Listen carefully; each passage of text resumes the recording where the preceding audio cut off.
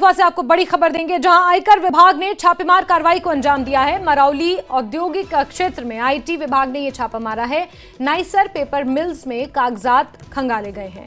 बड़ी खबर बता रहे हैं आपको, जहां आयकर विभाग ने इस छापेमार कार्रवाई को अंजाम दिया है। कठुआ में आयकर विभाग ने मरौली औद्योगिक क्षेत्र में छापा मारा है। नाइसर पेपर मिल्स में कागजात खंगाले गए हैं। इनकम टैक्स विभाग की टीम ने दबिश दी और पुलिस के कड़े पहरे के बीच नाइसर पेपर मिल्स में यह छापेमार कार्रवाई हुई है। कागजात खंगाले गए हैं।